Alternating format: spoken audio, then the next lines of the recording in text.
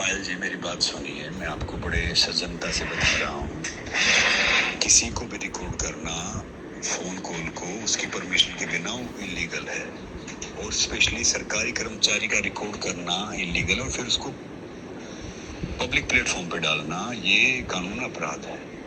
तो कोई एक्शन लेगा तो उसमें सही बात है नहीं, और आगे ऐसे जो आप ये जिस हिसाब से आप जा रहे हैं, जिस फ्लो से, ना कोई मदद करेगा ना कुछ करेगा, फिर आप कहोगे कि भाई मेरा टाइम आएगा, मुझे काम नहीं मिल रहा मेरा। जी, संग्राम की आदत है मेरे करियर पे बात करने की, संग्राम की आदत है पर्सनल कमेंट्स करने की, इसलिए मैं उसके ऑडियो नोट्स ग्रुप में डाल रही हूँ। फर्स्ट ऑफ ऑल, कारा के साथ जो भी कॉन्वर्सेशन हुई है कुछ भी इलीगल नहीं हुई है, लीगल हुई है। उन्होंने मेरे साथ कुछ फेवर नहीं किया है।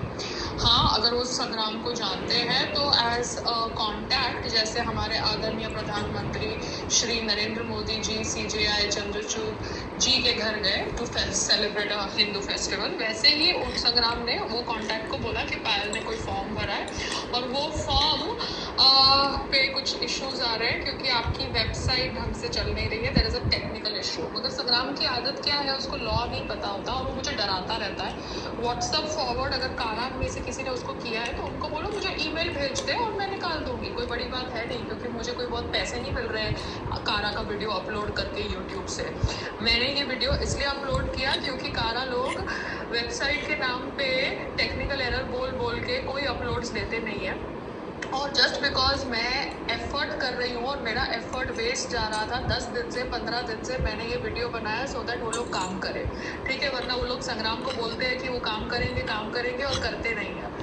रही बात अडॉप्शन प्रोसेस की, वो तो जब उनका प्रोसेस होगा वो देखेंगे, होता है होगा, नहीं होगा तो भगवान जो ठीक समझेगा हमारे लिए करेगा, ठीक है।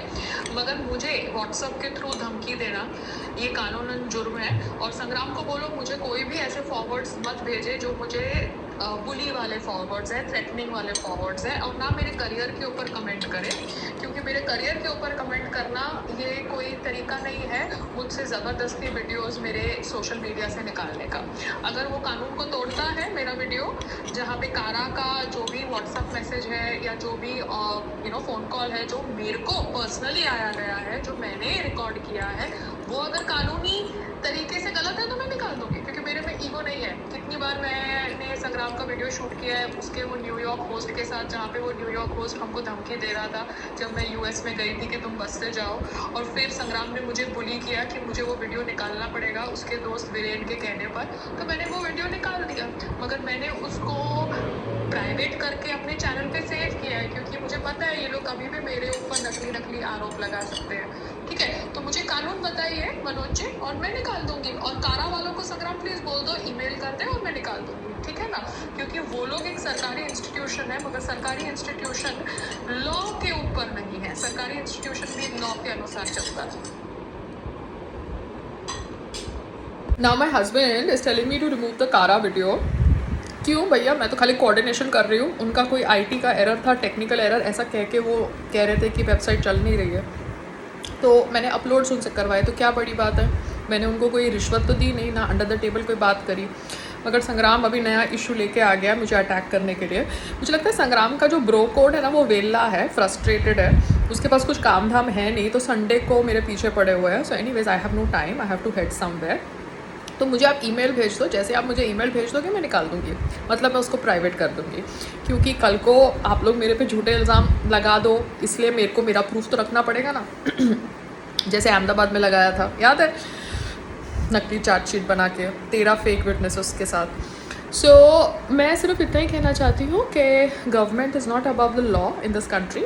हम कोई भी वोडाफोन के कॉल सेंटर को भी फ़ोन करते हैं ना तो हमारे कॉल रिकॉर्ड होते हैं और हमें बोला जाता है फ़ोन कॉल रिकॉर्ड हो रहे हैं। तो जो लोग कारा में काम कर रहे हैं वही लोग प्रोफेशनली हमको अगर गाइड कर रहे हैं तो कोई बुरी बात है नहीं, बिकॉज़ आप एक ओहदे पे आके लोगों को जानते हैं, मगर तो भी हम प्रोसेस के थ्रू अपना काम करवा रहे हैं। ऐसा तो नहीं है कि हमने बोला कि लो 5 लाख रुपए और हमको 2 साल का बच्चा दे दो, जो ऐसा होना चाहिए वैसा होना चाहिए, ऐसा तो हमने किया नहीं है ना।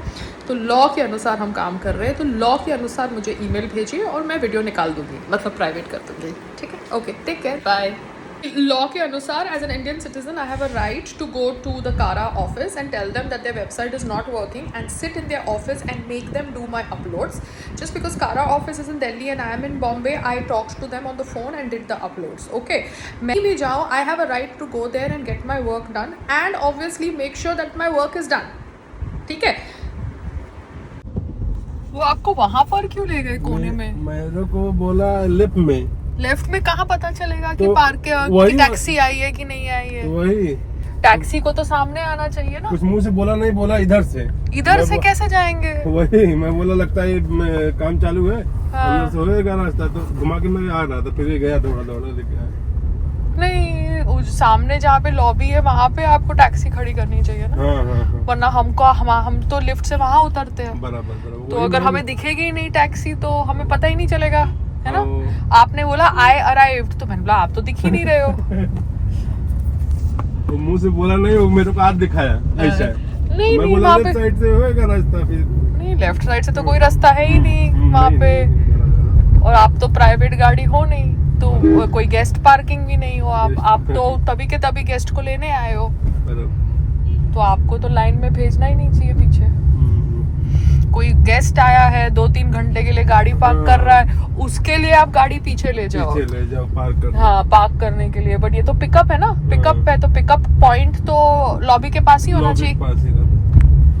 तो मैं भी निकल गई. अभी मैंने भी घर साफ करवाया वो मसाज वाले से और मैं निकल गई. बिकॉज मैंने बोला तुम मसाज वाले को तुम्हारी मर्जी आती है 3-4 हज़ार दान में दे रहे हो.